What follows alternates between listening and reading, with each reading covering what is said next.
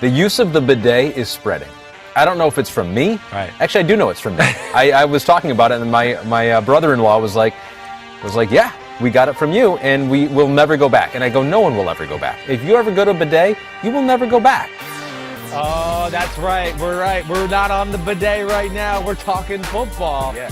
At least you hope we're not on the bidet right now. That would not be cool. But what's up, man? You doing good? Good to have you back. It's been a long time. It has been a long time. Damn, you've been sitting on the bidet for a long time. I have, yeah. I mean, geez, it's getting a little awkward. I mean, the number of bidet uses between the last time I was on this podcast is a lot. It is a lot. Okay, good.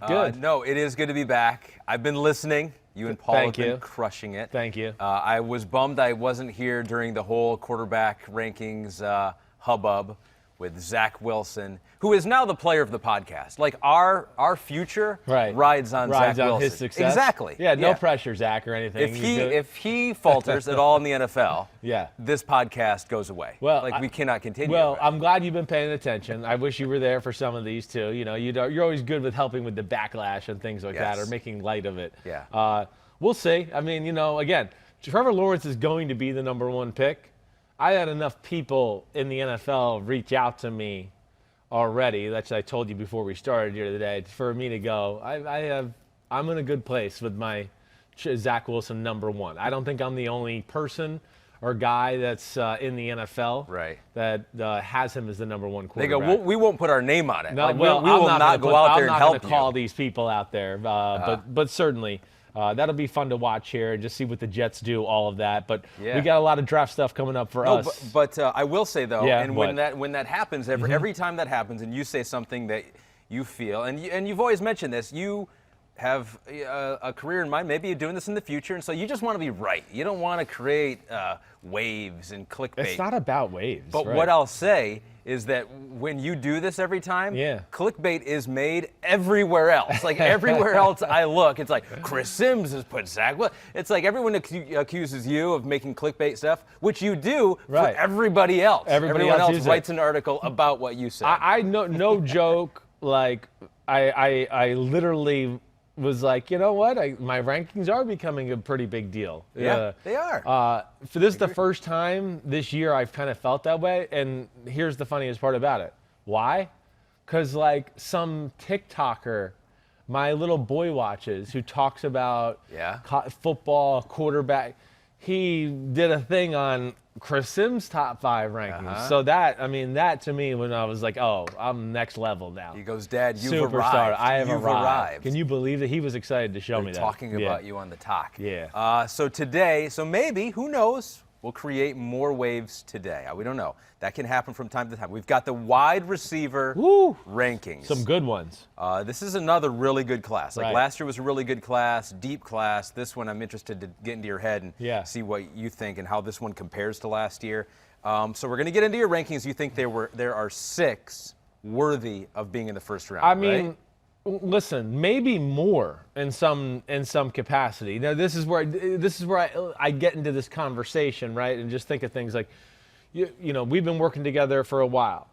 All right, like Hollywood Brown 2 years ago. He goes in the first round. You know, I don't understand. You know, KJ Hamler comes out last year. He's the second round pick by the Broncos. I want to go. It's every bit as good, if not better, than what I saw from Hollywood Brown the year before. I don't understand it. Now, I know he had a little injury concerns. Like I've always said, even back then, you know, the difference was Hollywood Brown got to play with Kyler Murray and Baker Mayfield, and KJ Hamler at Penn State got to play with nobody, right? There's a few of those guys in this draft where I go Hollywood Brown, KJ Hamler guys, and what I mean by that are smaller, undersized, 3 rockets up their ass type wide receivers. Right. There's a few of those where I have size concerns, but I would go, there are enough speed and explosiveness here to where they could be justified in the first round. And we're going to hit on those after we do the top 6 here to where I go, I'd watch out for these guys. All these guys that I'll say the best of the rest that we'll mention on later on here, they're top 50 picks of the draft type of guys and guys that can be huge difference makers. So it's a good class altogether. So you're so good at separating the quarterbacks from their environment, from their offense, from what they were dealt with, from the talent around them. Is it harder to do it with wide receivers? Because if you have a bad quarterback, how do you ever shine as a wide receiver? Is it harder to separate them from their environment? Well, no, it's actually not. It's very similar, the same thing. Again, it's just vice versa, to where the quarterback, you go, okay, yeah, that was an incompletion, but nobody was open. Where do you want him to throw the football? I don't understand. Okay, I'm not going to give the negative to the quarterback there. There was pressure. There was no one open. He's not Superman. Wide receiver, yeah, it's the same thing. It's a little bit like Chase Claypool last year, where I went, yeah, the stats are good, but when you really look at it, they should have been better. He was open a lot more.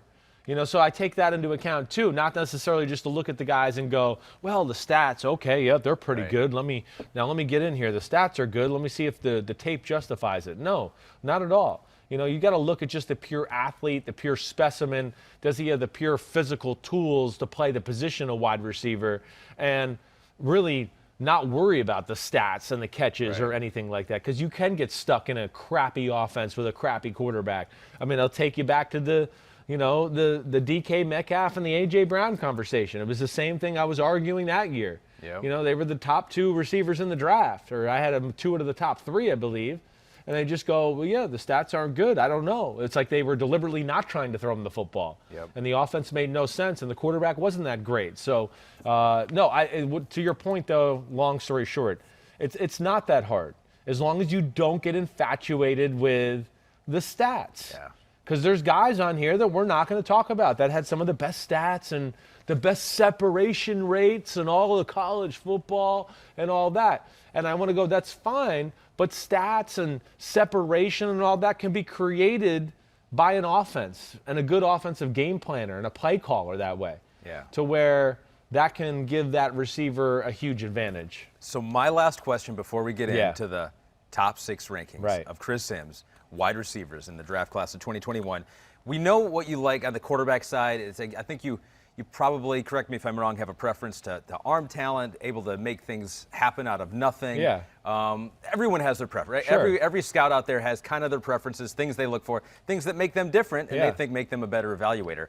Are there things on the wide receiver side? I know you're a huge fan of Tyreek Hill. You had him as the #1 wide receiver. Right. And so you don't necessarily need the wide receiver to be 6'4", 215 and nor can does jump he have out to be of the the greatest building. route runner in the world either. So what do you think your, preferences are? What could go into your rankings that may be different than other people's rankings? Well, I think the first thing that I always look for more than anything is just pure explosion.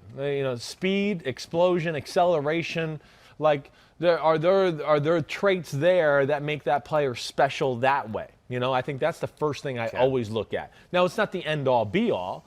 Now, if a guy has, it's not A+ speed and A+ acceleration, but it's A- or a B+, but he's got A+ size and the ability to catch the ball in traffic, then you balance it out. Like T. Higgins last year. Yeah. I wasn't sitting there going, oh, wow, he's so fast and explosive, this is unbelievable. But I went, he's fast, he'll scare you.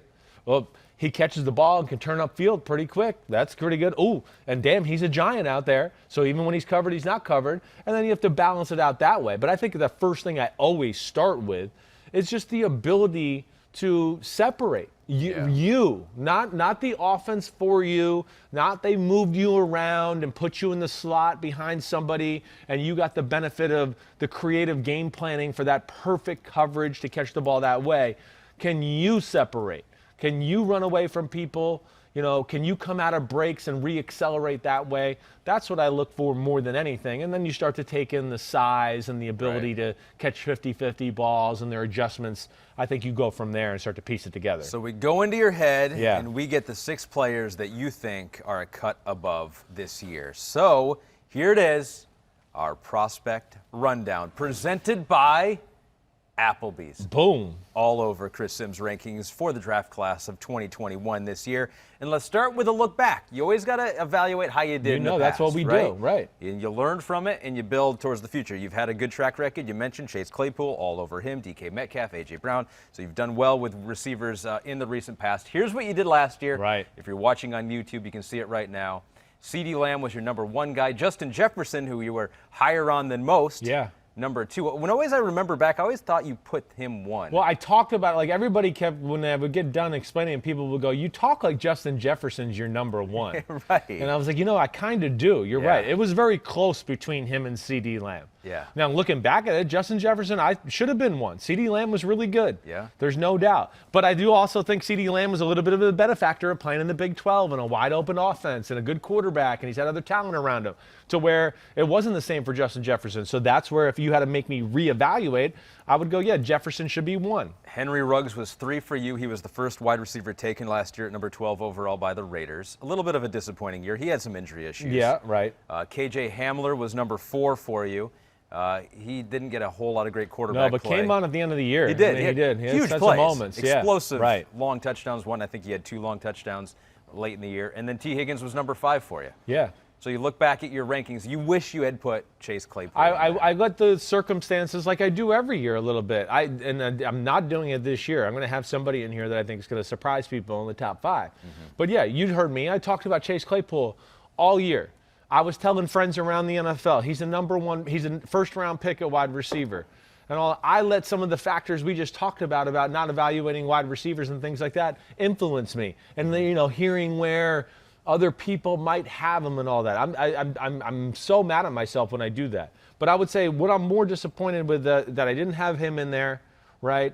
And, even the other one I'll say I missed out on, like Brandon Ayuk. Okay. The Shanahan 49ers pick.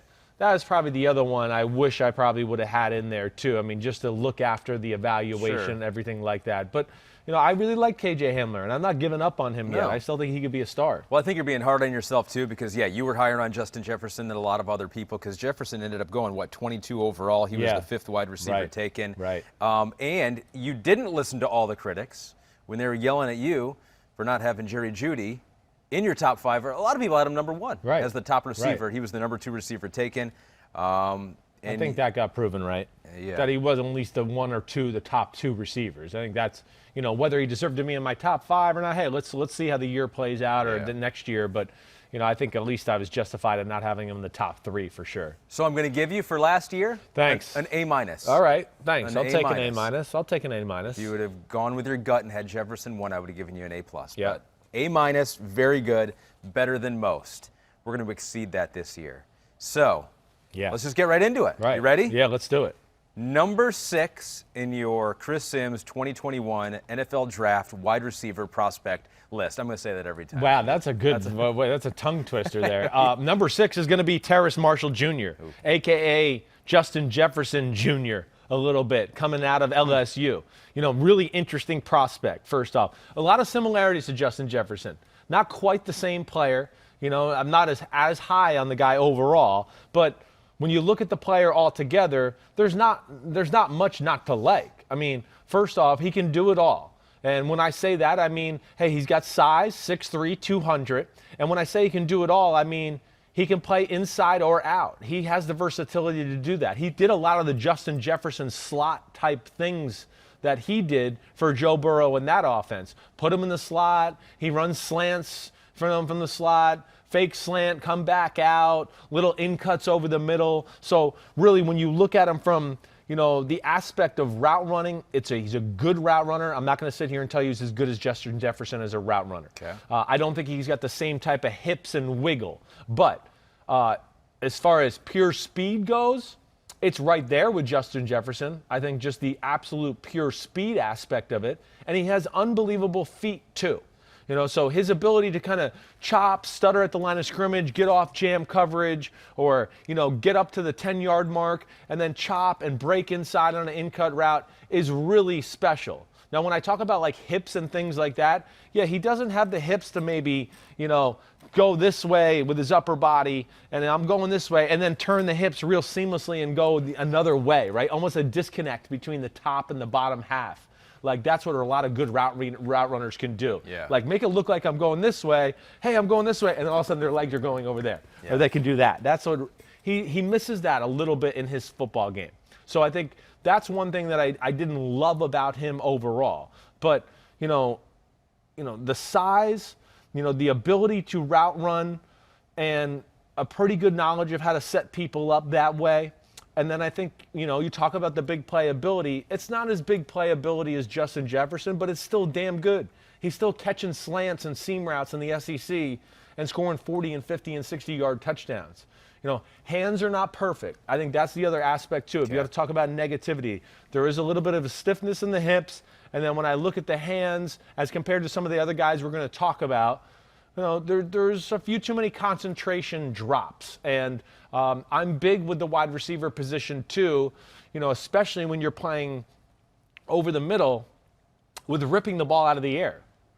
That's the difference sometimes between a 40-yard gain and a 12-yard gain. You go down and you can watch two receivers go, well, they're both really fast. Why is that guy breaking this play and the other guy's not? Well, because one guy's, catching it and, okay, let me put it away. Okay, I got it. Where the Odell Beckham Jr.'s of the world and the other, really top flight receivers, it's running a million miles per hour and they rip it out of the air. And they don't ever lose that gear of running or anything like that. That's an element, too, that he does not have. That makes him number 6. But either way, I do think he's a first-round talent. And at the very worst, I think he's a top 45 pick. With that size, that speed, he's a pretty damn good overall football player. So African Bateman was asking, who is this year's Justin Jefferson? And you made a lot of comparisons there. Not just the school that he's going to, but a lot of things he does similarly, but also not similarly.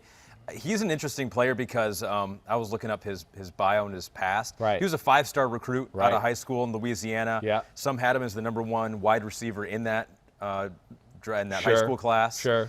Played basketball in high school, so he was an athlete. He was the man. And those players are always interesting to me because it seems like sometimes they ride the hype train all the way through. It's like, he wasn't quite, because I don't think he had, for being the #1 wide receiver in high school, he didn't have that kind of a college career. No, he did not.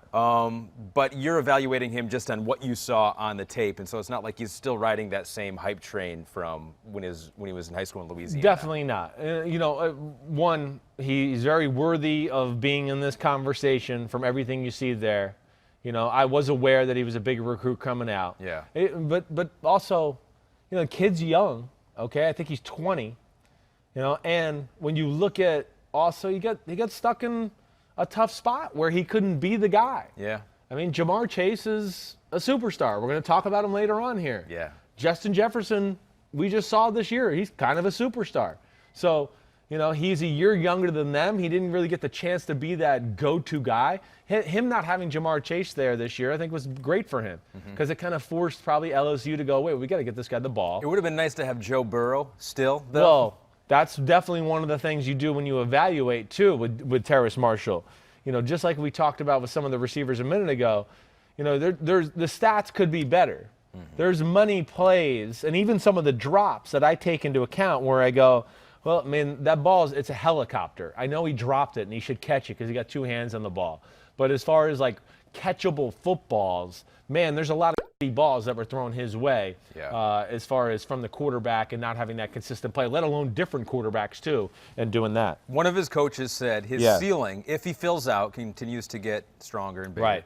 I don't know if he's going to grow anymore, but with development, he could turn into a Julio Jones type. He's got elite traits. To have that size, run the way he does, I don't think it's ready to say I think his top end speed might be faster than Justin Jefferson. Just as pure, once he opens up and goes, yes, it might be. It's every bit as close. It's right there with it. Acceleration, ability to break arm tackles and make people miss in space with the ball in his hands. That's where Justin Jefferson was really good, too. Yeah. That's where he was special. But either way, this kid is a special, special talent, and he's going to help out some team, I think, right away in year 1. One negative that popped up on him somewhere what is it? was that he was an inconsistent blocker. I don't see that often. Is that anything that you look at? Well, I do. I look at it a little bit, but not to where I don't overdo it. That's where, to me, that's where scouts a little sometimes can get it a little too far into it. And I just want to see, is there will to do it? I don't need a guy that going in there to kill people and do all that either. Yeah. And that's not what he's put on earth for. I understand, people get picky with that type of stuff. Yeah. But you're trying to look for something after a while. What the other thing I look for with stuff like that too, just when you go into physical contact and blocking. Yeah. one, the NFL is going to breed him to do it a little bit more because the coach is going to mother F him, and he's going to realize, like, damn, the running back's pissed at me because that could have been a 20-yard run, but I didn't. Right. So you start to feel like the personal I've let you down aspect of it. But another thing I just look at for when it comes to that aspect is when he has the ball in his hands or he's running over the middle and people are headhunting him and he's going to get crushed. Once I see a few times he's willing to put his shoulder down and do that, and he's not like, oh, gosh, there's contact, let me get out of the way. Once I see that, I go, he'll block. He's going to be physical. I'm not afraid about that aspect of his game. So Terrace Marshall Jr. Can be physical, can be a Justin Jefferson-type player, which would be huge for any team that drafts him. He is number 6 in your rankings. I did want to mention that everyone kind of sees this as a big 3 this year. A deep class, a lot of good talent, but a big 3 with Jamar Chase, Jaylen Waddle, DeVonta Smith. We'll see if it plays out that way for you. I got my own big 3, okay? 2 of the 3 are there, but it ain't going to be those 3. I would say I got my own big 3, and then we got 2 here that we're about to talk to who I think are just outside the big 3 that are kind of their own animal here. Pete, clip that, put that on Twitter, send that right now. That's our soundbite.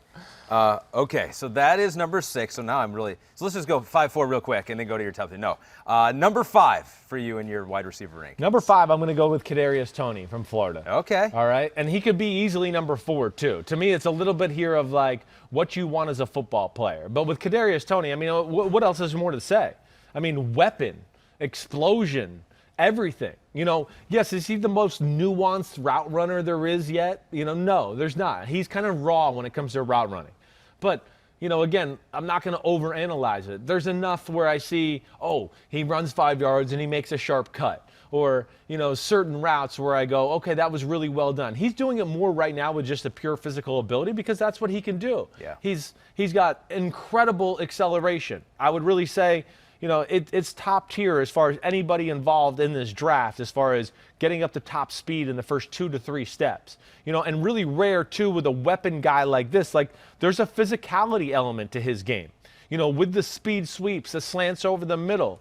I would say, really, Jamar Chase, who's going to be in that top 3 where we're talking about, to me, it's Jamar Chase and Toney who are the most dangerous with the ball in their hand. Okay. Because one, of course, hey, they're fast as hell. They're quick as hell to make people miss, Kadarius Toney. But, they're not afraid to lower a shoulder and bounce off somebody. They run through a number of arm tackles to go along with that. So I think that's the thing you talk about. When you talk about Kadarius Toney, it's acceleration, it's twitchiness, and then, top end speed is pretty damn elite too. So there's nothing not to like. He fits the NFL game no matter, I'd like to see him be a little different as a route runner or just a little bit more experienced that way, but I've seen enough to know that's totally a possibility, and he has all the physical tools to be a great, great route runner. Watching his highlight film yesterday, and his nickname's the human joystick. Yeah, I understand. It appears as though on some of his cuts that he does not have any knee ligaments. It's like he doesn't have them. It's like his knees and legs are bending all different which way, and it has no effect on him. No. It's amazing. I don't think I've ever seen as many plays from a guy like that. It was like kind of Barry Sanders-esque. Well, it is. It is. That's why sometimes the route running, and if you're really going to break it down, is a little raw, but he doesn't need to because, like what you're saying, there's such elite quickness and twitchiness to where, like, hey, we're supposed to, go out here and, make a break and break to the left, and then we're going to break back inside. He just will go up and just kind of just be like, he'll just come to a jump stop and then explode over the middle. And it just doesn't matter because he got the guy to freeze for half a second, and then he accelerates and he runs away from them. But I think what you're talking about, too, is that and the ability to, stick his foot in the ground, at full speed. See, those are the things I saw enough of to go, okay, it's not every play. I'd like to see it more on certain routes and things like that. But see enough on film to go, oh, he's going to be able to do this. It's not even going to be, a huge adjustment for him altogether. But I think, again, too, the other thing you talk about, with a guy like this, is speed, a weapon, and then the icing on the cake to me is he plays bigger than his size. That's where I really like his game too. He's a guy that even though he's 6 foot, you could throw 50-50 balls up on the sideline and he goes and gets the football. I think that's the thing I was really surprised too. So there's no doubt that he is a first-round pick. And really, really worthy of being a top 20 pick, top 25 pick, somewhere in that range. Yeah. But difference maker, and a guy, too, that, again, you could put him outside and he can run by people with pure speed, or you could have him in the slot and doing all that Tyreek Hill, Deebo Samuel stuff and really never miss a beat that way either. Yeah, Pro Football Focus called him quite possibly a generational talent with the ball in his hands. Once he catches the ball, they have him marked as breaking 32 tackles on only 80 catches over the last 2 seasons. The quickness is unreal. Yeah. The guy we're going to talk about next is the only guy that I think rivals the quickness, and I won't go there yet. Okay, all right. But I will say the pure top-end speed, like when we're just talking about now top end, we've opened up, right? We're past the acceleration phase. He's not the same speed as the other 3 guys, the top 3 we're going to talk about in a little bit. Okay. Top 3 guys that we're going to talk about have like 100-meter track speed, can outrun anybody. Toney is really fast, and I think he'd probably run a low 4.4, maybe a high 4.3, but it would be an incredible first 10, stuff like that, where I think he'd really get out of the hole in a hurry. So you've kind of mentioned where he might fit, but Isaac Bonilla asked a question here. Oh, Pete just moved it. There it is. Do you have an opinion on some offenses that Toney would best fit in? So. Well, he's going to fit in any offense because he's so talented. I mean, there's really not one that I sit there and just go, oh, for this day and age in the NFL, everybody wants these kind of guys. Yeah. Everybody wants to have that some sort of element. It doesn't matter who you are. Even the most basic of offenses now are doing fake speed sweeps and doing stuff like that. So, except Seattle, well, but everyone else. Seattle could do more of it, that's for sure. Even they started to do a little, but you're right. I mean, again, I don't know if I have a spot right now that jumps out to me. You mentioned Deebo Samuel, kind of used like him. But like Tyreek Hillish, any of those top receivers that are weapons in that way. Yeah. That's how I look at this player. But yeah, it's more of that, the Tyreek Hillish. I don't want to say Stephon Diggs. I know there's somebody else I'm probably missing here. DJ Moore, my guy from Carolina. Sure. It's that kind of guy. It's a little bit more, again, of almost the running back, playing wide receiver type aspect of his game. And it's special. And it's a highlight reel, and it's fun to watch. It is fun to watch. If you have not seen Kadarius Toney, and most people probably haven't, if you're not following the college game, do yourself a favor, go look at some highlights. Those are fun to watch. So he is your number 5 wide receiver. Right. And now is when it gets interesting. Yeah. Now we're into the top 4. Right. And you've already mentioned the fact that your top 3 may look different than other people's top 3. So I'm going to stall for a second because you're just flipping through pages. I got a lot of pages. I'm full of notebooks here right now. I'm number 4 in the Chris Sims wide receiver rankings. Number 4, and I'm telling you, it's close between me and number 4 and 5 to me. Okay. Again, but this is where I'm going to go with Jaylen Waddle as number 4. Oh, okay. He is on the outside of the big 3 for me. All right. I really like Jaylen Waddle. Let's just make sure everybody knows that right now. I'd be really happy if I was a quarterback and Jaylen Waddle was playing wide receiver for me. I guess listen, the reason I got Jaylen Waddle as number 4 is because I think he's a true slot receiver. Okay, I do have a little bit of a concern as far as size of the player. Now, he's really good at getting off jam and he's good at the line of scrimmage. But again, as NFL DBs and on the outside, I'm not sure I'm sold he can win on the outside play after play after play against the top tier wide receivers in all of football. That's why he's 4 and not in the top 3 or anything like that, all right? Okay. I think he's a true slot. Not to say he can't go outside a little bit and do that. Yeah, I know he can, but I think between that, all right, so you talk about the size a little there, and then acceleration, twitchiness, quickness, off the charts good. Yep. But speed, pure straight line speed is not as good as the top 3 I'm going to talk about, nor do I think his pure straight line speed is as fast as, Kadarius Toney out of Florida that we just talked about. But now when we talk about route running and being a nuanced game one ready NFL slot receiver, that's where, Waddle's ready to go. Waddle understands everything. First off, he's still fast, so don't get me wrong here. I mean, we're talking a guy that I still think would be mid 4.4s, something like that, but probably unbelievable 5.10.5 and 3-cone drill and being able to change his body and doing all that. But really, it is the route running. And not only just because the physical ability and to be able to, jam the foot in the ground and come out of a break and do all that, but he really understands how to set DBs up. Oh, you're covering me. He understands how to attack you and the leverage and set it up and create the separation by himself, let alone forget the offense and what they can do for him. So I think that's where he's really, really special. Incredible hips, can stick the foot in the ground, accelerate at a break. So, now we're talking about, he can do all these hips things, right? He can get you thinking this way, and then it's boom, and he sticks it and goes that way. And he loses no speed when he sticks his foot in the ground and accelerates. So he can get early separation, whereas, going down the field, DBs may be able to catch up, but he'll get that quick separation. That's to me where it is the slot guy. Because anywhere in that 10 to 15 to 20 range, he's going to create or underneath, of course, he's going to create the separation. He's got unreal suddenness, too. And also within, he understands how to change speeds, and he understands how to, hey, I'm running at 70% and we're running, and then all of a sudden it's, boom, jam the brakes on and then accelerate out, and the DB's a little caught off guard because he's like, wait, I thought we were kind of just striding it out here, and all of a sudden you went crazy on me and you're gone. Yeah, we had an agreement. Right, right. But that's where he's really good at setting but drawing them in. Get a little closer, and then boom, I'm out of the way. Or, here, stay outside here, stay outside. Attacking leverage is such a big part of wide receiver route running. But, you got a guy out here. So many of the times you see college receivers with a guy over here, they try to kind of almost run away from him, which plays into the DB's hands, because now he's like, well, wait, I don't have to worry about behind me now. I can come forward and attack you and the receiver. So like the good ones, like a Waddle, the guy's out here, he understands where, he wants to go in there, but he's going to back that guy off to where it's not going to be easy for him to go in there. And he's going to really threaten that leverage to make that guy go that way he's protecting, to then hit the brakes or hit the afterburners to cut away from him.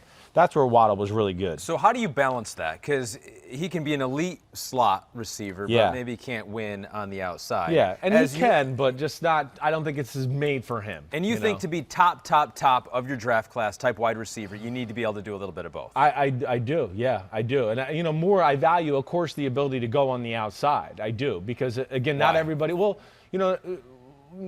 not everybody's going to get put in the perfect offense and get the advantages of being in the slot, or we got a perfect. So right off the bat, the rules of football tell us that we need someone out there outside who can handle it. Well, you just need to handle it, right? So that's the first thing I want to see. What if you get stuck with some crappy offense who doesn't do motion, and now they put you outside a lot, and one tight end, two backs, and there's two receivers. You're playing outside receiver a lot. I take that into evaluation here, though. I go, I don't think Jaylen Waddle is going to be perfect for that formula. That's not his. He can be successful, but I don't think it's made for him.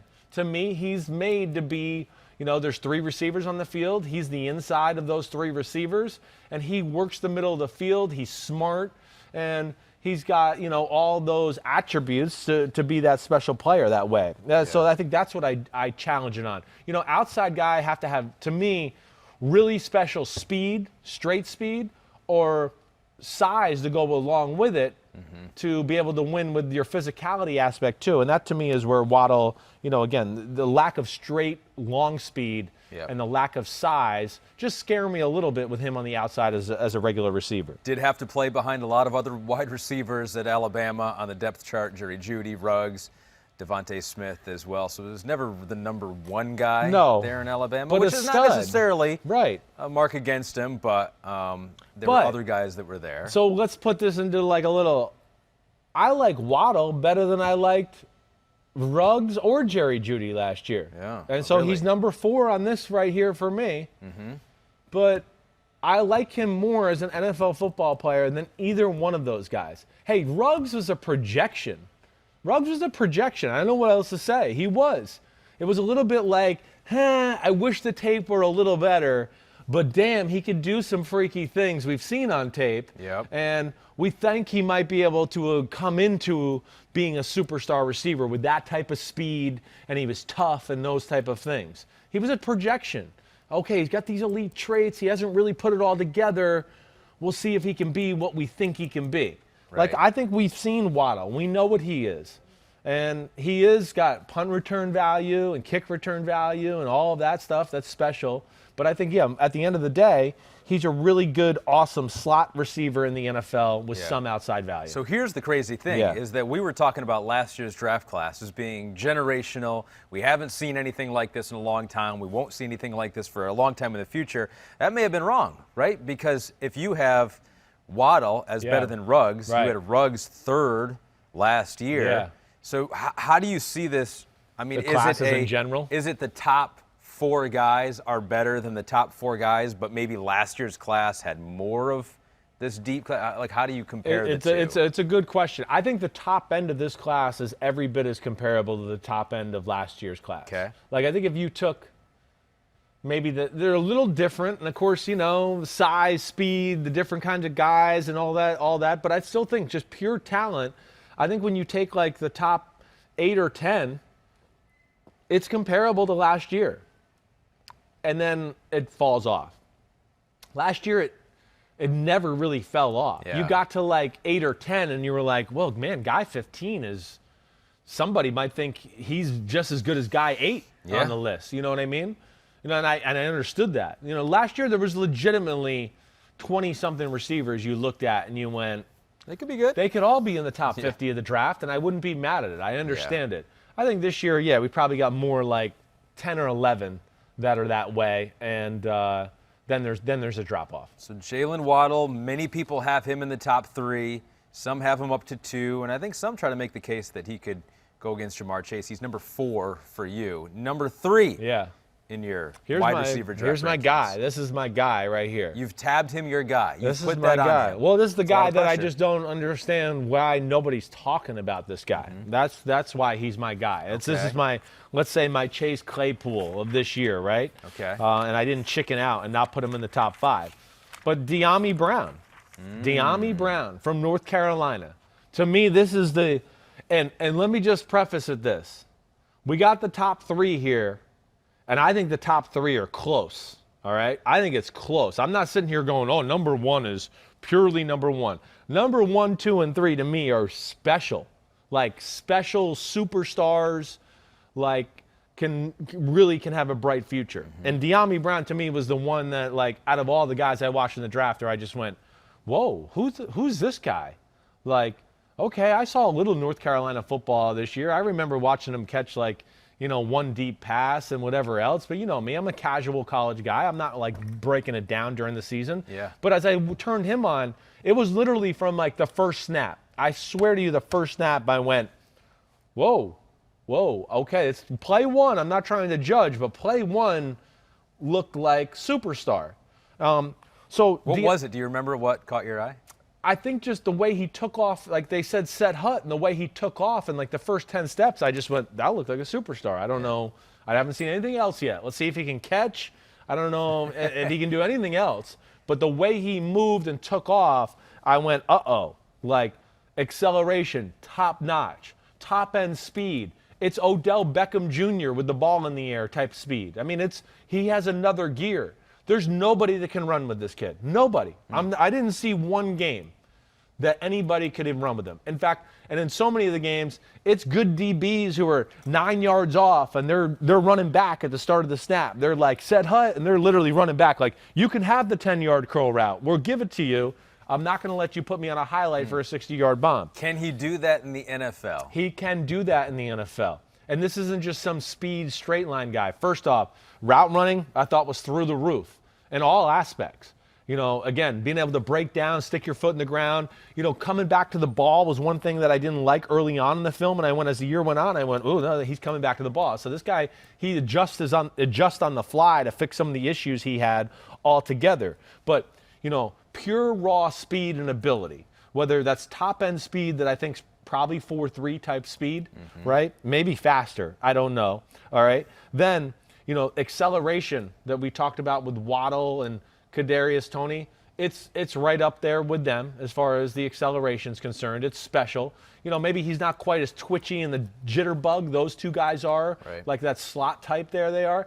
but still, this is unbelievable feet at the line of scrimmage, and really understands how to set DBs up and has incredible start-stop ability. So double moves, or a fake curl route, he breaks down and then re-accelerates again. I mean, I was just blown away by the guy altogether, let alone it's not just some track guy, Ahmed. It's not just some guy who's just fast and does all that.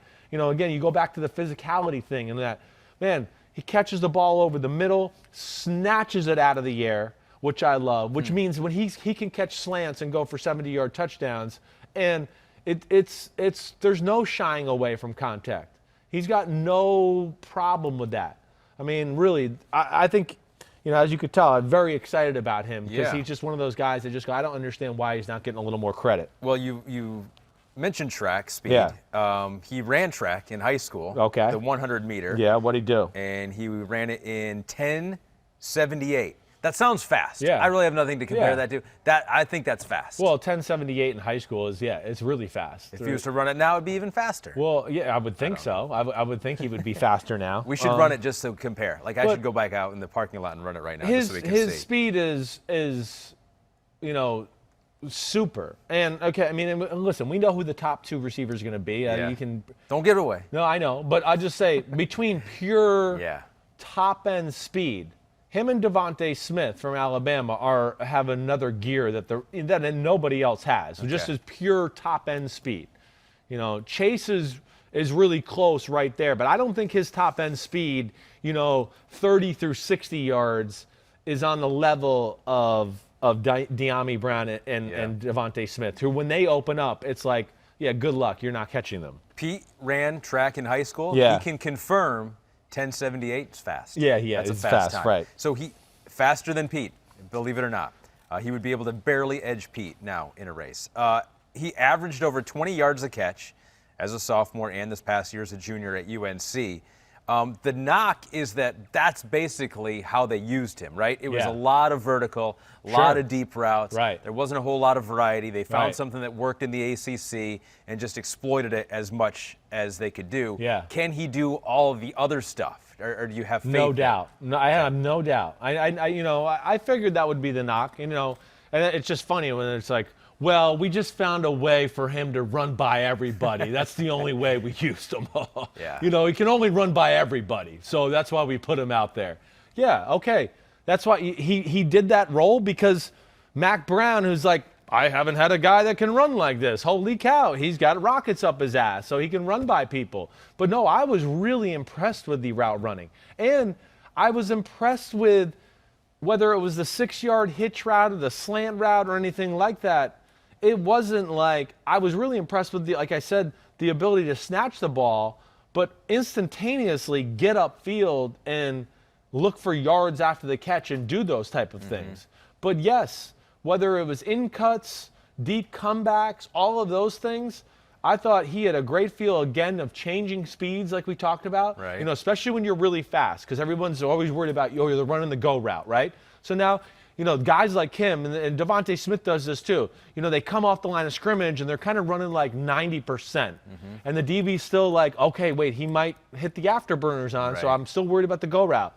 And then, maybe at 15 yards, they hit it hard. Yeah. And all of a sudden the DB's like, oh gosh, he is going deep. They go, crap, he was only going 50% before. Yeah, right, and he hits it. So now they hit their other gear because they go, I better get on my horse. He's going to run by me. And then boom, at 20 yards, he breaks it down, and he's wide open for an easy completion for the quarterback. So what do you think other people are missing on him? I don't know. And again, I have no feel for like how other coaches or the NFL has a feel for him right now. It's not like he's totally out of left field. I would be shocked if we don't start to hear more about this guy as we get longer in on this. Again, a lot of my NFL friends, they're just getting into draft stuff. So that I have some friends who are just like, oh yeah, I've seen a little on him, but I haven't seen him yet and all of that. Yeah. But I would think this is a guy, as we get closer to it, where you're going to hear, he's rising up draft boards. Yeah. Yeah. Because we didn't even look at him before. Well, we didn't have a draft board. So Yes. you heard it here first. Right. You are looking at these players Dyami Brown. before NFL teams too. This is the first year here. You're finding out, if you're listening to this, quicker than your favorite NFL team. Well, the scouts have seen it, front office people have seen it, but coaches who I talk to more than anything are not all the way through the draft yet. And yeah, but too many elite things about the game. Elite speed, elite acceleration, has good size, and route running is borderline elite too. I mean, I think this guy has superstar written all over him. Like, I'm a huge fan of him. And again, I know he's number 3. But it's like to me, you could almost go 1A, 1B, and 1C with what we got here as 1, 2, 3 down the stretch. Dyami Brown, I like him because growing up, my nickname from some of my friends was Ami. Is that right? Yeah, Ami. Did you watch any of him? Did you see any highlights of him or anything? Did he impress you? What did you think?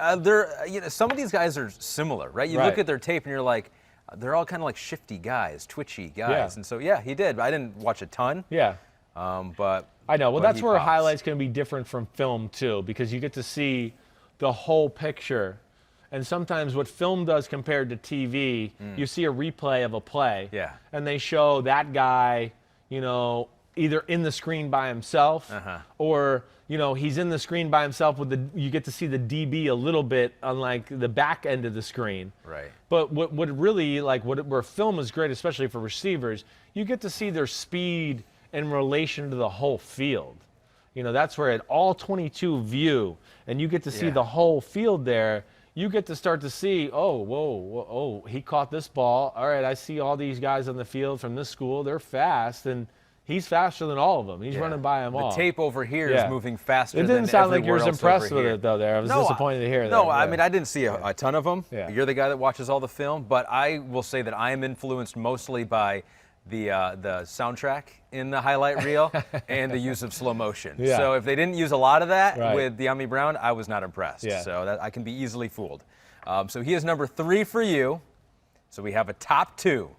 Your number 2 wide receiver in the Chris Sims 2021 NFL draft rankings. DeVonta Smith will be my number 2. Okay. And again, Heisman Trophy winner. Heisman Trophy winner. Alabama. Has it all. Okay. And obviously Jamar Chase is going to be my number 1. But this is neck and neck. Neck and neck with my man Dyami Brown just being barely on the outside of these two guys to go along with it. All right, so let's talk the first thing. I mean, first off, we know DeVonta Smith is a freak of nature. Yep. I mean, you've seen it. You saw enough college football. You can be the most casual of football fans there are to know, wait, number 6 in Alabama is the real deal. Who the hell is this guy? All right, but here, let's just dispel some of the rumors right off the bat. He's 6'1", he's 175, maybe 180 pounds. He's too skinny. Not sure if that can work and everything like that. First off, he has a frame to me that shows he's going to get bigger. All right?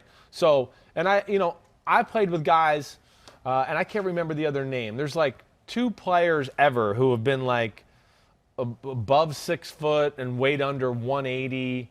And like one of them was Snoop Minnis out of Florida State a few years. I played with him at Tampa. This is a different body than a Snoop Minnis. Snoop Minnis really narrow and like small hipped and legs were close together. DeVonta Smith is a high-cut, high-waisted guy with some more thickness in his legs. And, again, I don't know what his size is, but the way he looks as a human being and just my history being around football, he looks like a guy that it's not going to be, like, hard for him to get bigger as he gets older here. I think there's going to be natural weight that comes along with it. But despite all of that, like, there's nothing on film to say that strength is an issue with the game. Nothing. Like, there's absolutely nothing you can look at to go, oh, well, this concerns me. See, I've seen 10 clips like this where he gets jammed at the line of scrimmage or the ball's in the air down the field and the guys are hand fighting and he's totally just getting thrown off kilter and he can't hold his ground, right? So even with his weight, he's not getting thrown around. He's got an incredible play strength and physicality to his game that I thought was the most pleasant surprise of all. That's why I like the Dyami Brown, too. I didn't really get to hit on that aspect. He plays through contact. I'm big with that at receiver. They're not going to call pass interference every play. So can you finish your routes at 15 and 20 yards down the field when you've been armbarred or hit? Some of these guys we could talk about later where that's why I go they're not in the first round conversation. They get hit and the route's over. They're all over the place. Like DeVonta Smith, he can play through contact, the 50-50 balls, catching the ball through traffic is really good. You know, when people do get a hand on him at the line of scrimmage, he can fight right through it and has no issue. The play's not ruined, right? And let alone at the line of scrimmage, he's incredible at getting off the ball and not letting you get jammed. You know, like Ja'Marr Chase, DeVonta Smith, Dyami Brown, they have great jump cut ability. And what I mean by that, like in jump cut ability is, again, if you're a wide receiver, you know, and you're getting stuck with split stands too much, going around DBs and jam coverage, if they get their hand on you, you're going to lose your balance. Yeah. Like Smith and Dyami Brown and Ja'Marr Chase are awesome at coming off the ball, you know, stutter stepping, right? So now the DB's like this, and then they get to this spot right here. They go right here, almost to a split stance, and now they can go either way. And that gives the DB, you know, there's no tell. And then, of course, they're in a strength position, even if you do get the hand on them, to be like, no, I got a base underneath me, and I'm going to be able to rip through that hand or whatever else that hits me. Yeah. That's where DeVonta Smith has that. So just that was the first question I needed to have answered, because I heard about the rumors, and I see the player and what he looks like. You go, I heard a rumor he was skinny, and then you look at it, it's like he is kind of skinny. He is skinny. I understand that, you know, but the film doesn't show a skinny guy that's going to be affected by, you know, the Jalen Ramseys of the world. Contested catches. He's pretty good at that. He's really good at it. That's, I think, the other thing I was blown away by. And that's why I like Mac Jones. There's a number of plays where, hey, he's covered. You know, Mac Jones sees he's covered. They put it in the right spot. He can adjust to the ball the right way. And, yeah, people are hanging on him and touching him. It doesn't matter. He grabs the football. After practice, there was a rumor out there that he would catch 100 passes off the jugs machine every day after practice. That's been confirmed. People say that was true. So he's got the work ethic there. He did lead the country in screens. So they were definitely scheming for him. Right. So here's what I'm going to say. Yeah. You were enamored with the big numbers, and they all came on screens. Well, that to me also speaks to a little bit like would dispel the physicality thing. Yeah. You're not throwing like one guy all these screens if you don't feel like he can make people miss and be comfortable like, oh, I've caught the ball 2 yards behind the line of scrimmage, and now I'm coming up the middle, and there's defensive linemen and linebackers, and I'm in the scrum with all of them. Like, if he was some, you know, lack of a better phrase, wimpy, I'm going to get down type wide receiver, they wouldn't have been doing all of that. And it's a great compliment, because the other aspect, like the guy we just talked about with Dyami Brown, who these are the two fastest receivers in the draft, like the speed is special. It's really special. So, you know, he gets into that jump cut like we talked about, Ahmed, and I don't care, SEC DBs, whoever it is, when he gets in that position, and if somebody's close, he's going to run by them. He's running by them. His ability to get in that jump split and then take off, and within 2 or 3 steps be even with a guy, and now, oh, wait, the ball's going in the air, and it's another 20 yards downfield. I'm going to go catch a 30-yard fade route on the sidelines. He pulls away from everybody. Right. You know, so it's all around special, let alone he has way better strength and physicality than I was expecting. King of Buffalo. Could DeVonta Smith be the best wide receiver on your team, or does his intelligence and skill set make him even more valuable if he's your second best wide receiver? Well, I think he's got superstar. It could be the best player on your. He can be the best player, best wide receiver on your team. Yeah. He does have that. But to the point there, that's also what makes him special, I think. You know, and really maybe where I make him and Ja'Marr Chase 1 and 2. He shows all those intangibles too of, you know, here's Mac Jones, nobody's open, and he's moving in the pocket. And DeVonta Smith was sitting in some zone, and people are around him, and he's got a great feel to go like, oh, let me get over here. Here's a good spot where I think, you know, the quarterback can find me in the hole of this zone or whatever. He's got a great natural instinct of how to play the game, and he's a great route runner. There's really nothing not to like about him. The only thing you're going to question is that size and physicality. And I'm sure that when he goes through personal workouts, that's what people are going to test him with more than anything. You know, but two, I mean, he has a knack to where I'll say him and Ja'Marr Chase are they're above everybody else, even better than my man Dyami Brown at this too, where, you know, they have a knack of, like, go to the widescreen, Kristen, here, just for a second, where, you know, let's say I'm the receiver, the quarterback's over there, the DB's over here, right? So I've run a curl route and the DB's behind me. They have great feel for DeVonta Smith of going like he's run the route, now he comes out, he's going to get the ball, and he just catching it and literally going like the DB's here, he had a feel for where he was, and he just snatches it out of the ground and seamlessly. It's almost like, man, I think he started running before he even caught the ball. He's that good, and it's the difference sometimes between a 10-yard curl route or, wait, he caught a 10-yard curl route and ended up getting 22 yards because he caught the ball and took 3 steps up the field, and he was already 15 yards down the field before everybody kind of, gathered in and trying to tackle him. What about another added benefit of him? Back in high school, in the championship game, he had 111 yards receiving, had a interception return for a touchdown, so he was playing defense, but he also had a kick return for a touchdown. And there are some scouts out there that say he could be a punt returner, kick returner. He can do all of that. Both the Alabama guys, really, any of these guys that we're talking about, all have that capability. But he's so small. Do you really want to use him? No, I would go no. Like let's not do that to any of these guys. Really, sure. Let's not. They don't need to be returning kicks or punts. Which or is why anything most like teams don't do that. Right. Yeah. All right. Maybe in a big game, whatever. Hey, it's the playoffs. That's like Joey Galloway used to do that with Tampa. Like when we had a big moment or a big part of the game, okay, now he's going to go back and return the punt. But you don't want him doing it like all game long every week. That's when you're, a recipe for disaster. So you really like DeVonta Smith. I do. You are going crazy over him, which means that you must really, really like your number one guy. No, I really like all 3 in my top 3, as you could tell. But there's something that you like about Ja'Marr Chase over those other 2. Well, Ja'Marr Chase to me is just a slam dunk. That's where it's like, okay, DeVonta Smith.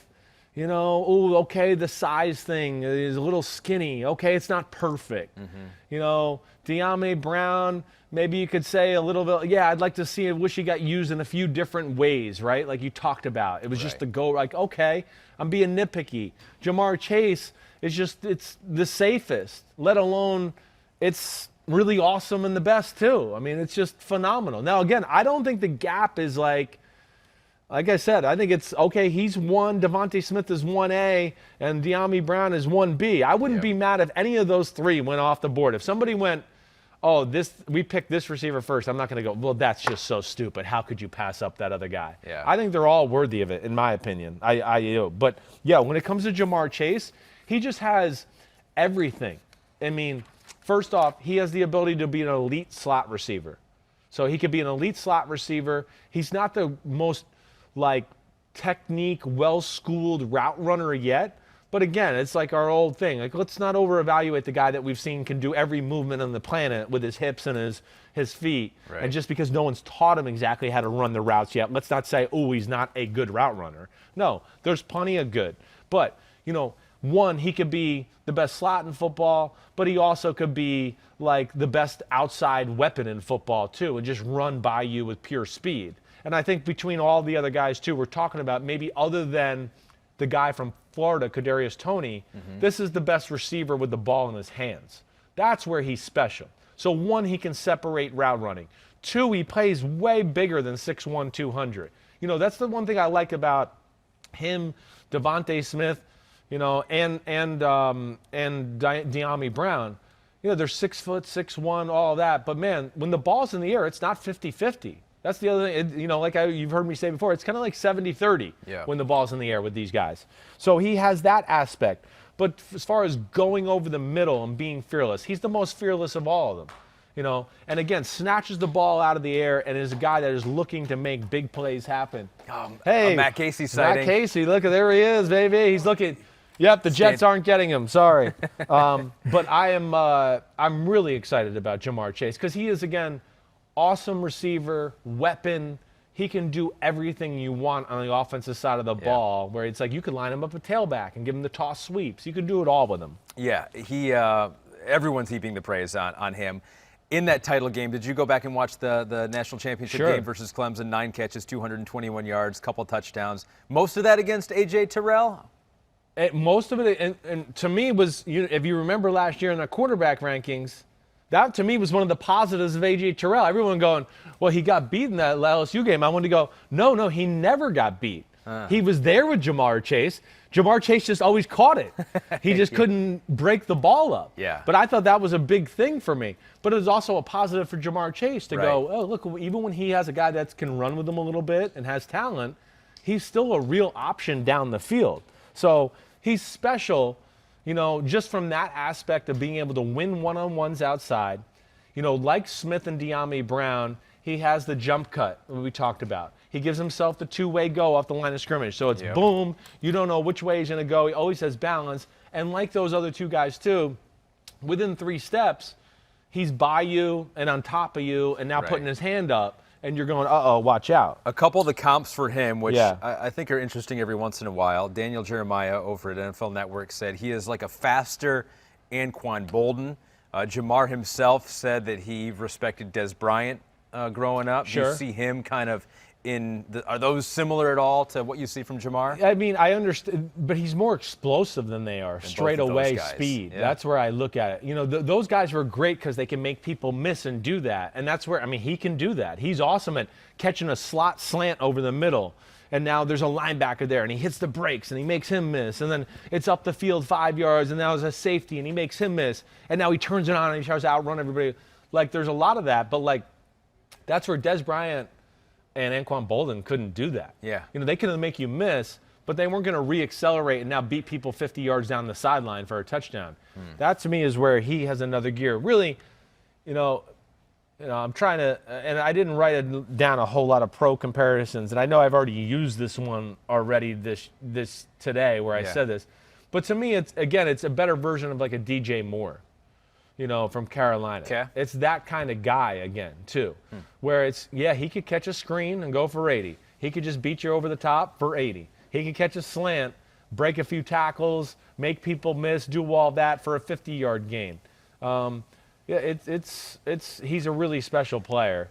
And, again, I think he is the number 1 receiver in the draft, but I don't think it's by the leaps and bounds that I think I've seen some people try to say it is. Jens Jewell says you were high on Justin Jefferson last year, which you were. Who's better of the LSU kids, Jefferson or Chase?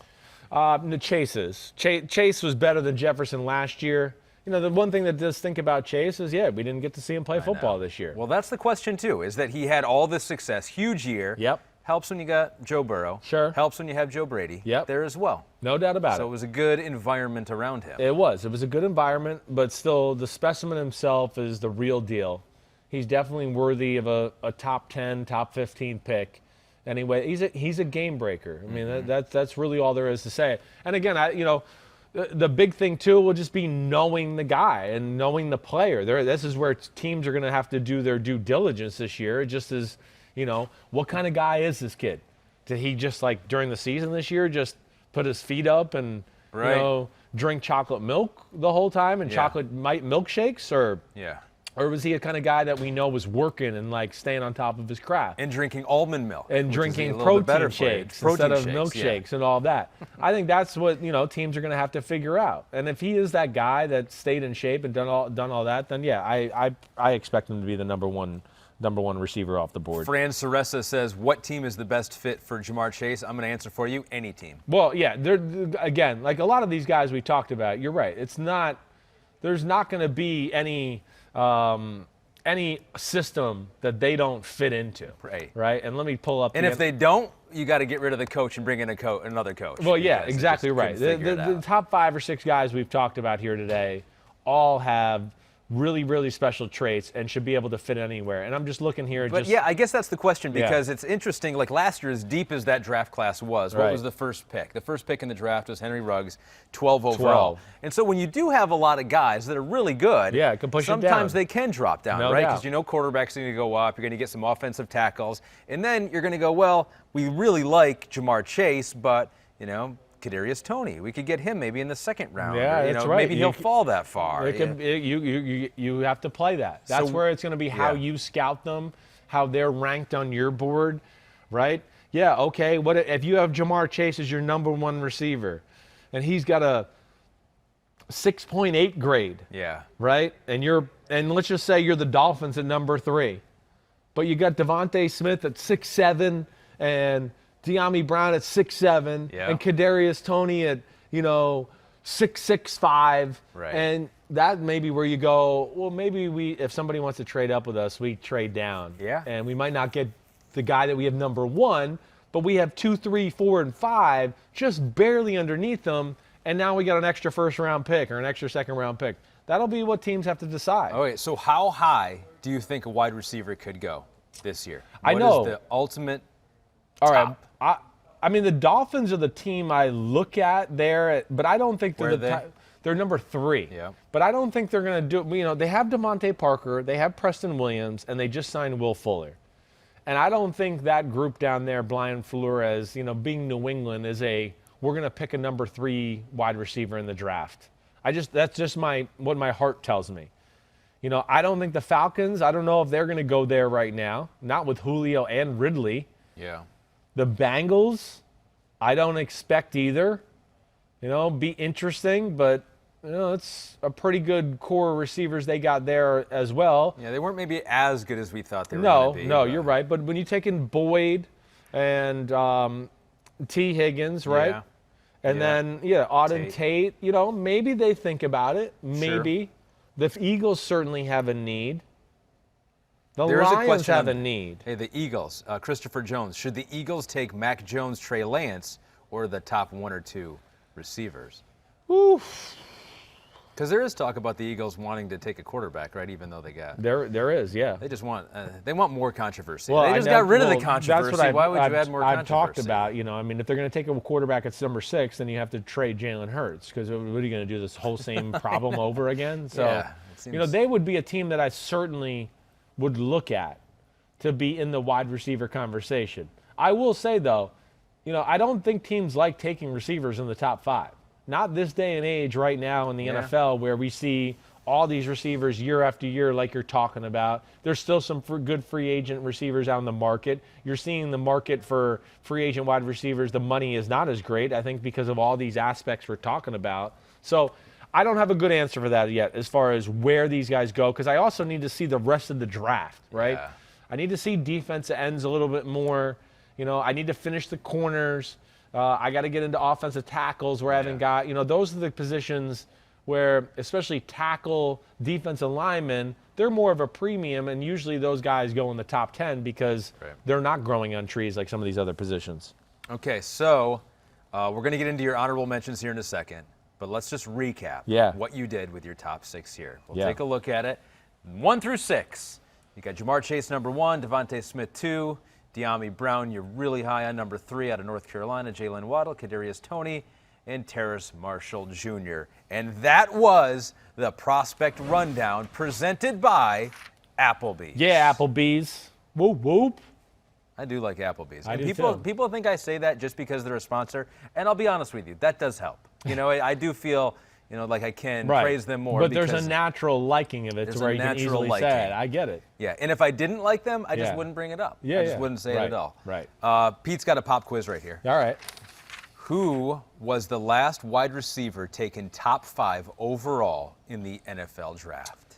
See, this is to my point, though. You're right. So this is a good question because, like, you know, I saw Julio Jones on the field in the pregame in the national championship against Texas, and I remember sitting there going, "Oh my gosh, what a freak of nature this guy is!" Mm-hmm. You know, that's a top 5 pick, and he went like number 9 or number 7, but 6. Okay, so he was close. Okay. Hold on a second here. The last wide receiver to go top 5. Is it really Corey Davis for the Tennessee? Corey Davis, wow. 2017. Yeah, I didn't give that the greatest review. Anybody else wants to go watch my grading of that pick? I did not. You know, my big thing, I like Corey Davis a lot. I never saw pure, raw, just explosion and things like that. To me, that's like the guys we just talked about. And even they won't go top 5. That's right. And then the other thing for Corey Davis is this right here. This is always my big clue. If you're a receiver and you've gone to school for 4 years, then I don't know if you're a top 5 specimen. You know, the really freaky receivers are like ready to leave after 2 years, like Jamar Chase. And then the third year, they're like, watch me, I'm going to kill college football, and I'm definitely a top 15 pick. So this is interesting. You go back, all the top 5 receivers here recently. Right. 2015, we had one, Amari Cooper, went 4th overall. Okay, yep. 2014, we had one, Sammy Watkins went 4th overall. Ooh, yeah. 2012, Justin Blackmon went 5th. Ooh. 2011, A.J. Green went 4th. Right. Okay. 2007, you got to go back there, Kelvin Johnson, 2. Braylon Edwards was a top 5 pick in 2005. Larry Fitzgerald, Charles Rogers. Wow, there are some misses there. So that probably affects some thinking, too. So Corey Davis, 2017, will be the last ever wide receiver taken top 5. This group could challenge that, though. This group could. We could see a top 5 guy gone this year. I will say this. I think there's a good chance you could see those top 3 guys off the board in the top 15. I would say that's strong. I wouldn't be surprised if this year maybe we have 2 guys go in the top 10 at the wide receiver position. Okay. You know, it just, again, what you have to also look at, the teams that need receivers, we talked about the Dolphins. Yeah. I expect the Jets to go with Zach Wilson, so I don't think that's going to happen. The Bengals could be a team that maybe. So you got the Dolphins, the Bengals, the Eagles, the Lions at number 7. They all could use receiver help. Yep. Carolina, the Broncos, and the Cowboys and the Giants at 8, 9, 10, and 11, and then the 49ers at 12, and then really the Chargers at 13 do not need receiver help. So it's going to be about those teams we first mentioned there, and are they going to, bite the hook, or are they going to wait till later on and maybe the top of the second round to get a guy they like? Okay, so let's go. You've done the work. You looked at 30 receivers? About 30, So let's go kind of speed round style for some of these, all right? And we'll start with speed round style, your honorable mention. Can we do that? Yeah, you lead them off. Do you want me to read them? Do you want me to read back your honorable mentions here? You just say, and we'll go one by one. Okay. Whatever you want to do. North Texas. Yeah. Jaelon Darden. Ooh, like one of my favorite watches. There are a weapon. Again, this is a guy that fits into, like I was talking about earlier. It's Hollywood Brownish, right? It's KJ Hamler. It's that type of guy. But like small slot jitterbug who has incredible speed and acceleration. Like this guy might be like, I wrote down, he could have 4.2 speed in the 40s. I wouldn't be shocked. Wow. It's that type of speed. Plays tough, can run routes. I really liked him. He is a weapon. And I just read, there's no doubt, for me, he's a top 50 pick in the NFL draft. Jaelon Darden has some of the best quotes out there. He said, "Slow feet don't eat." And he also said, "Making someone miss is like waking up in the morning and brushing my teeth. I got to do it every day." Well, the first guy never makes a tackle on Jaelon Darden. Yeah. Never. So his ability to make people miss and then shoot upfield is really special. It's top of the line. In this day and age in the NFL, too, I'm not worried about 5'9", 174, the way that offensive coordinators move guys, stack guys, and do all that stuff. He's my number 1. Just because of those 2 quotes, he goes to number 1. Those are good quotes. On Ahmed's list. From Louisville, Tutu Atwell. Same type of guy. Similar. There's nothing not to like about Tutu Atwell other than just like a Jaelon Darden. It's small. It's really small. Okay. But like top of the line, ability to change directions, burst in and out of breaks. And then, the top end speed, again, it's 4.3 range. This is why I said it. There's 8 or 10 guys to me that are top 50 pick material because they're game breakers. He has got a really, really special talent that way. And like a legit superstar slot receiver, but also like that weapon ability like we talked about, like the Tyreek Hill or whatever, where you can give him a speed sweep and he could turn the corner and go up 80 yards for a touchdown. So he's in your honorable mention as well, as is Marquez Stevenson out of Houston. Yes, more of a straight liner. I'm going to say he's a step below those guys that I just talked about. Not quite the route runner, all right? A little bit more of like a Denzel Mims who came from Baylor last year. Okay. As far as just a straight line, if there's an alley to go straight away, he's going to outrun you and make some things happen. He can outrun you just going deep and doing all that. Maybe not as quite as quick or as physical as some of these guys with the ball in his hands and making people miss that way, but like the speed is undeniable, and would think he's another guy that's probably a 4.3 40 type of guy.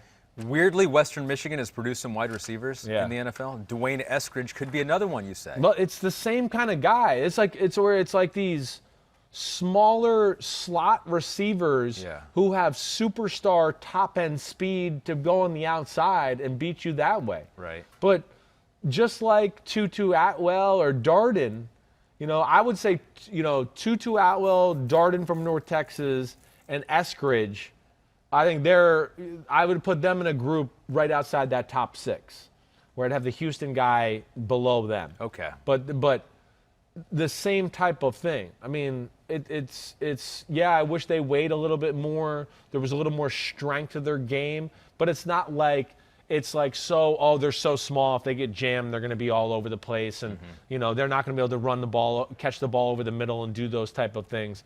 For the smaller type guys, I was really impressed with, their fearlessness over the middle and how they did kind of weave in and out of traffic and all of that. So there's another guy to me. Again, the NFL, as you heard me say during the year, it's about homers and strikeouts. Guys that can catch a 6-yard out route, that's cool, and we want them on our team. But I want guys that can catch 60-yard bombs, and that's what we're looking for here. It's elite traits, and these guys have elite traits, and that's usually what determines whether you go in the first or second round. Remember when we cloned that sheep, Dolly? Yeah. What if they've done it with NFL wide receiver? What if they've just cloned a bunch of these guys? Because they're all in the same mold. Twitchy, fast. Really, as I sit here and look at it, I wish I could go through and flip through all, but like Darden is 5'9", 174. Yeah. Tutu Atwell, 5'9", 165. Yeah. It's all the Hollywood Brown, KJ Hamler type of guy. Right. Where, in the old days, people would have been scared.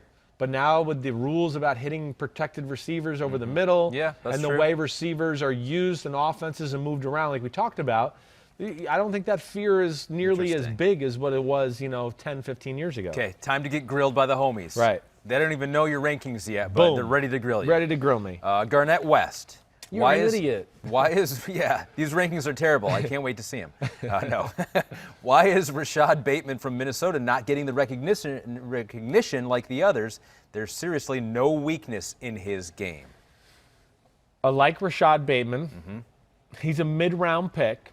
It's a good question, but Rashod Bateman would be the poster child of like how we started off the podcast. When you talk about, the stats and some of the nuanced things you can look into are misleading. First off, they have a pretty good offense in Minnesota. Second off, they put him in the spot to always kind of be the game plan play. Hey, we're going to do all of this so you can catch the ball and be wide open on the 8-yard out route and the slot route, right? Here we got 3 receivers out here. You're the inside of 3.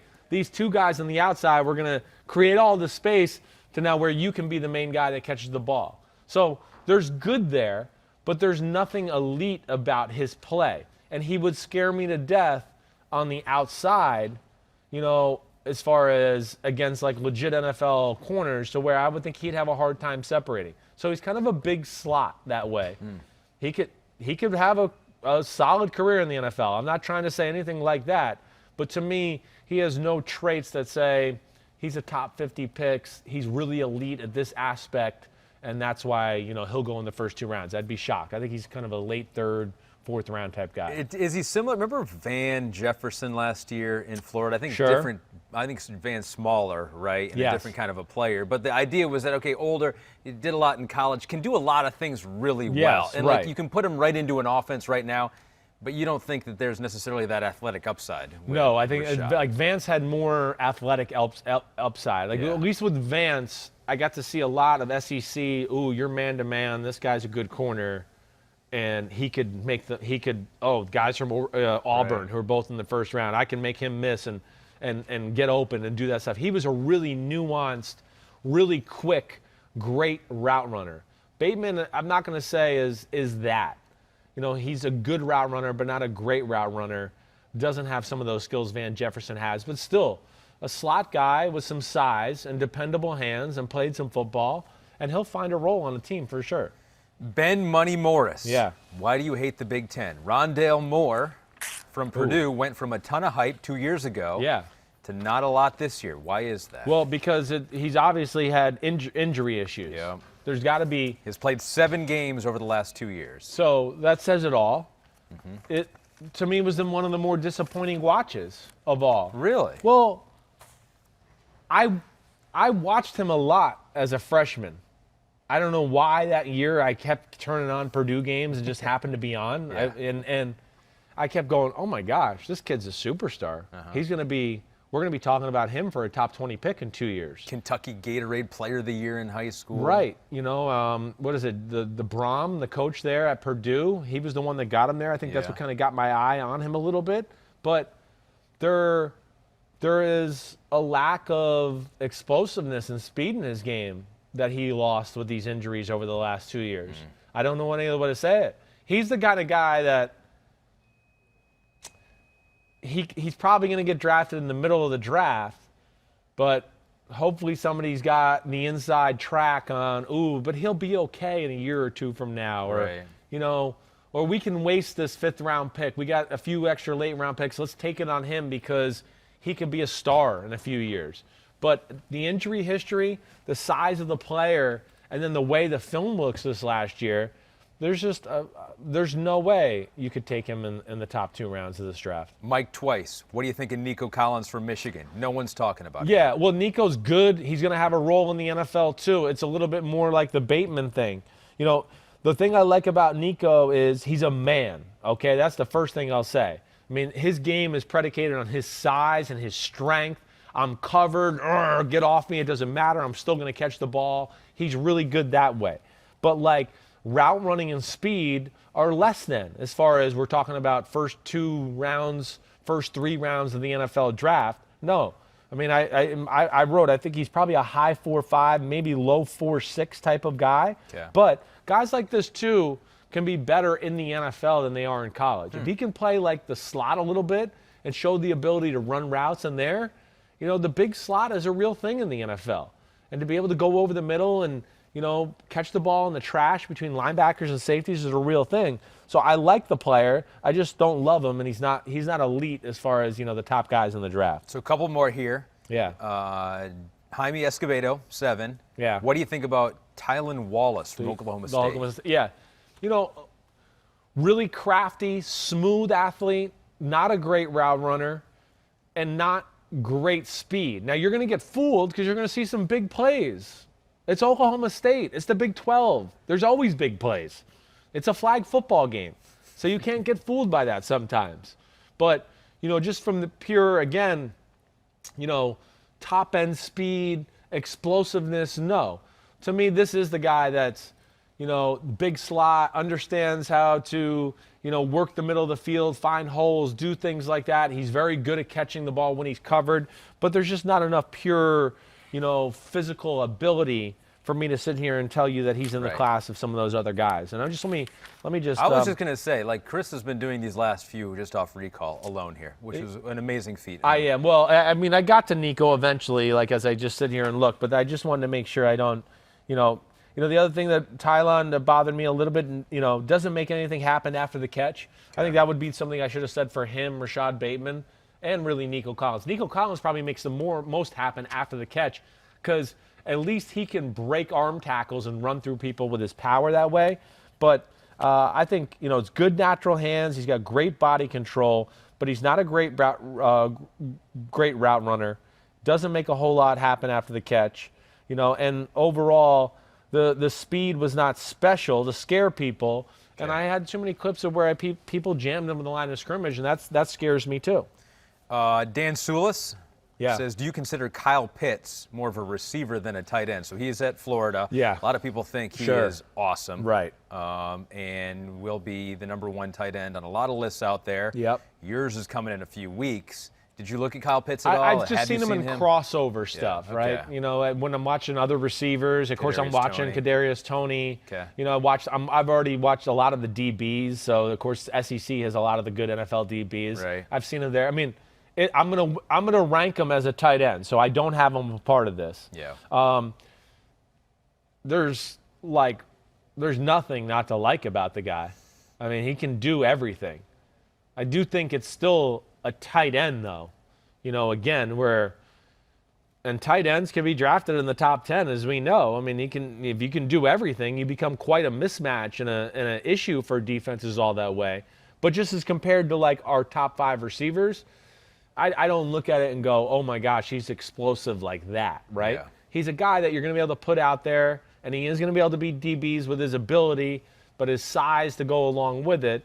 But I am evaluating him as a tight end, and he's certainly impressive. I just got to look a little deeper there. All right, last one. Yeah. T. Greasy says, who has the highest ceiling and highest floor? I always think that's a hard one to answer because it seems like if you put a guy number 1, you think like he can have the highest, like he could be the Hall of Fame wide receiver. So it seems like Chase probably to you has the highest ceiling, right? No? I honestly think he has the highest floor. Oh. Okay, so that's where I'll go with him first. Okay. I think he's the safest bet. He'll be a Pro Bowl wide receiver for years to come. I think he's got definitely multiple Pro Bowls in his game. Yeah. I just don't see any thing to where I would scare me, right? Okay, we talk about DeVonta Smith and Dyami Brown. Okay, they're a little slender, or they track guys, all that stuff. Okay, there's a little negativity there. Listen, I think all those guys have pretty high floors, really. But I think ceiling, I really think maybe Smith and Dyami Brown might have higher ceilings than Ja'Marr Chase. Yeah, I think there's the possibility of that. I do. Just because I think their speed is that special that I look at them and their ability to run routes. Like Chase still has room to grow as a route runner.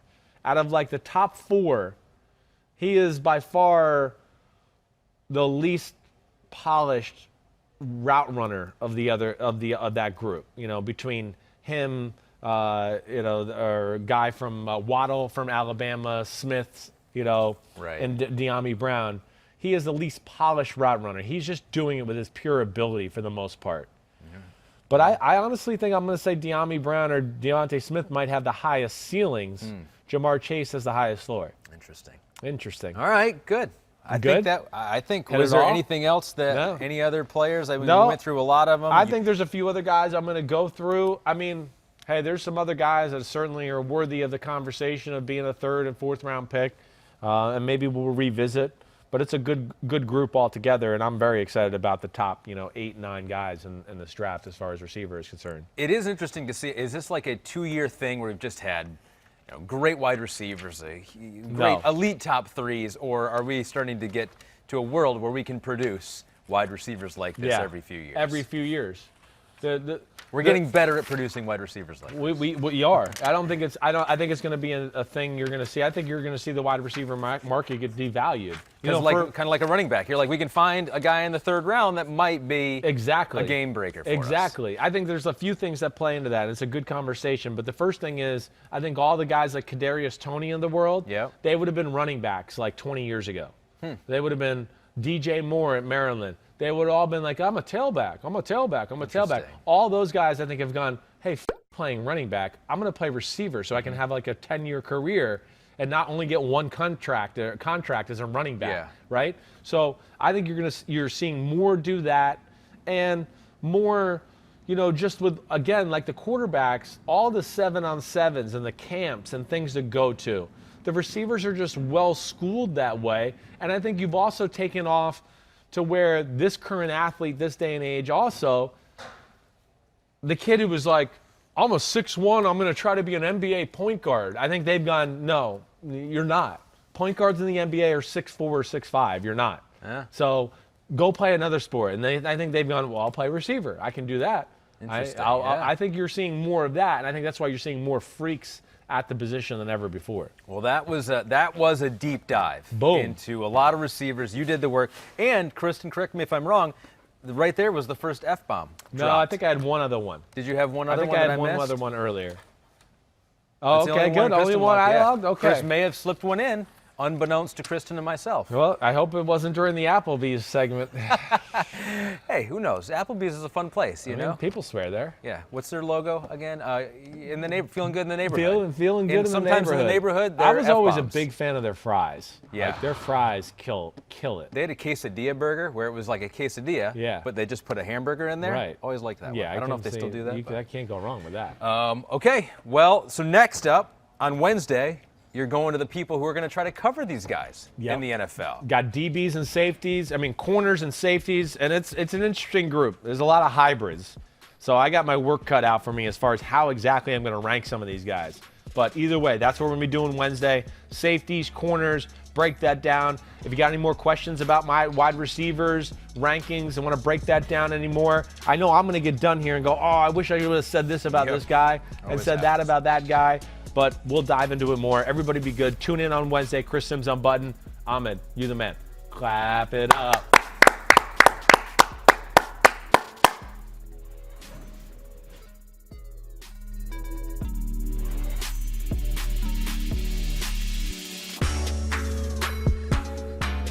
Yo, what's up? Come on, man. Subscribe on YouTube to Chris Sims Unbuttoned Podcast. I need you. Please hit the subscribe button, please.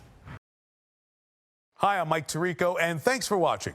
Make sure to hit subscribe for the latest news and highlights from NBC Sports.